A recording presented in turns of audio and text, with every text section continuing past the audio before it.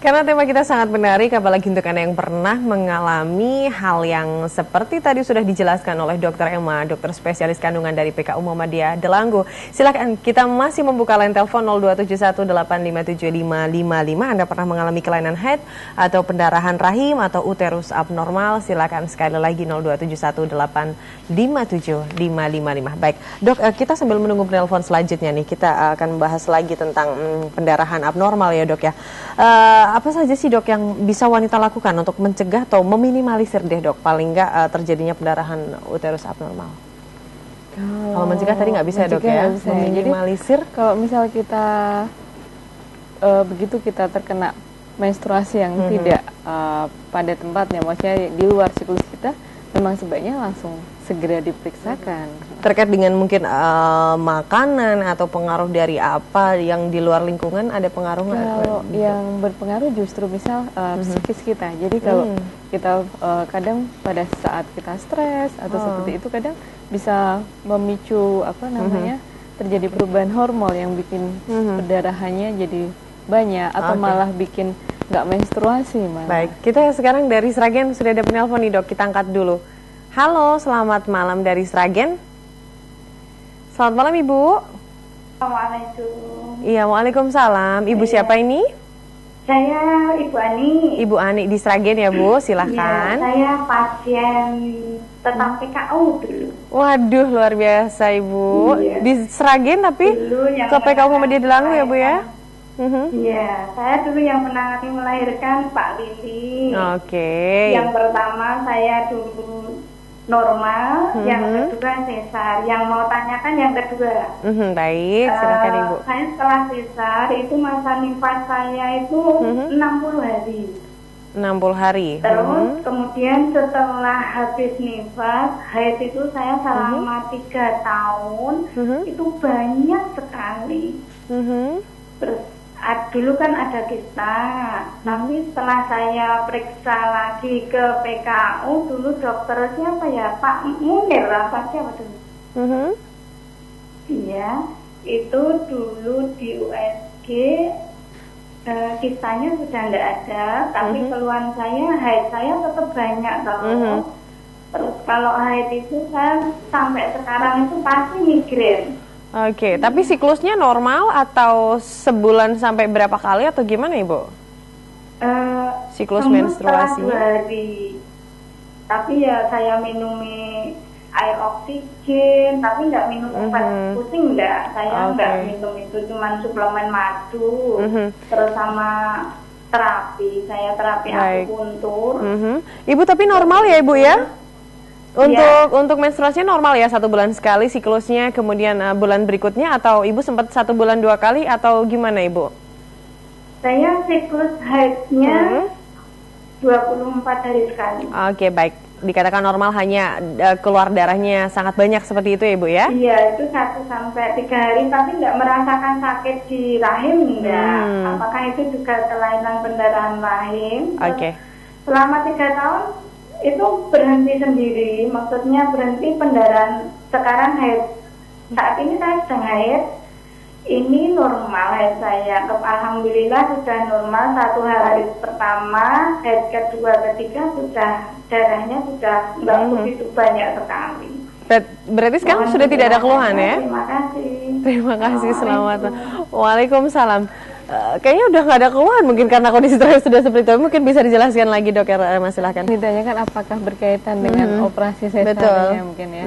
Kalau apakah operasi sesar akan mempengaruhi panjangnya masa nifas? Kadang ada beberapa orang tertentu yang masa nifasnya menjadi lebih panjang. Lebih dari 40 hari Iya, seperti lebih itu dari ya? 40 hari. Tapi kalau misal jumlahnya nggak terlalu banyak, itu mungkin masih bisa dikatakan normal. Kemudian kalau sekarang sebenarnya sudah tidak ada keluhan ya. Kemudian migrainnya itu juga bisa disebabkan karena jadi adanya fase konstriksi itu mengkerutnya pembuluh darah di dalam rahim pada saat menstruasi. Kadang pada orang tertentu bisa menimbulkan migrain Ternyata kalau migrain sama Bu banyak, saya juga kan ya migrain ya. Baik, pengaruh hormonal ya. Betul, hormonal. Silakan untuk Anda penelpon lain, Anda bisa bergabung lagi di 02718575555. Baik dok, mungkin di antara ke-9 klasifikasi atau penyebab yang tadi sudah disebutkan dok, mungkin yang paling sering ditangani dokter Emma yang mana aja nih dok? Yang paling banyak kalau misal pada usia reproduksi, jadi itu biasanya miom. Jadi banyak yang keluhan perdarahan banyak itu karena ada ternyata di rahimnya itu ada miom. Kalau orang awam bilangnya itu ada uci-uci ya. Oh, oke. Ya, uci-ucinya itu ada. Jadi kita bisa golongkan miom itu ada 3. Jadi rahim itu ada 3 lapisan. Dia bisa di luar rahim, kemudian subserosa atau di tengah, di lapisan ototnya, atau di sumukosa di dalam rahimnya itu. Tapi stop dulu dok, kita angkat telepon lagi ya. Tampaknya ini asik deh malam hari ini ya, banyak penelpon. Halo, selamat malam yang sudah bergabung di line telepon. Halo? Halo. Halo, Ibu siapa di mana ini? Ibu Dwi dari Solo, Mbak. Ibu Dwi di Solo, silahkan Ibu. Iya. Gini dok, dulu kan saya pernah itu main sampai sekitar 15 hari. Terus saya kan dokter kandungan, itu disuruh kiret. Terus itu saya nggak mau dokter, saya pindah dokter. Terus itu katanya ada kista. Oke. Terus itu kan apa ya, udah 6 cm apa gitu. Terus saya berubah terus tinggal 1, berapa. Terus saya kan udah nggak ke dokter itu lagi. Terus kok akhir-akhir ini mainnya nggak teratur lagi. Apa kira-kira kistanya bisa besar lagi ya dok ya? Baik, Ibu tapi sudah sempat USG kah atau gimana Iya. Ibu? Sudah? Iya, di USG. Dan hasilnya memang ada kistanya ya Ibu ya? Iya. Oke, baik. Nanti akan kita jawab, ditutup dulu teleponnya. Terima kasih, Iya, selamat makasih, malam. Dok. Ibu Dwi di Solo, silahkan dok. Kalau ada kista itu bisa mempengaruhi juga perdarahan. Jadi nanti masuk di ovulatory dysfunction ya di situ ya. Salah satu penyebab perdarahan. Cuman perdarahannya memang khas berbeda dengan yang lainnya. Kemudian kista sendiri juga bermacam-macam ya. Ada yang kista yang dia bisa mengecil sendiri, itu namanya kista yang fisiologis, jadi masih normal. Kadang dia dipengaruhi oleh hormon kita. Kalau hormon kita lagi tinggi, kadang dia akan membesar, kemudian dia akan mengecil lagi. Tapi kalau kista yang perlu diwaspadai adalah kalau kista dia ukurannya menetap atau semakin membesar. Jadi sebaiknya kan dulu katanya sudah mulai mengecil, kemudian sekarang terjadi perdarahannya sudah tidak sudah mulai ada masalah lagi dengan perdarahannya. Sebaiknya segera diperiksakan lagi saja. Siapa tahu mungkin ada sesuatu. Dok, tapi ketika mungkin sudah dilakukan terapi dan kistanya itu semakin mengecil mungkin ya, tapi ada kemungkinan nggak sih kalau kista itu kembali membesar seperti itu dok? Masih ada kemungkinan. Oh, oke. Karena kista kan dipengaruhi oleh hormon, sedangkan hormon wanita itu setiap bulannya dia bisa naik turun. Kan ada fase puncak dia atas, kemudian ada fase dia menurun setiap bulan. Oke, baik, Ibu Dwi seperti itu ya jawaban dari Dokter Emma. Jadi silakan Ibu Dwi untuk, karena memang lebih lanjut atau lebih detailnya Ibu bisa langsung cek kembali ke medis ya. Apakah memang ada gangguan atau ada keluhan lain, nanti akan dicek lebih lanjut lagi di dokter spesialis kandungan pastinya Ibu ya. Dan mungkin untuk Anda yang ingin menelpon sedikit deh, satu kayaknya boleh, silakan di 02718575555 dan kita lanjut lagi dok. Tadi kan yang paling banyak yang saya tanya nih, miom ya.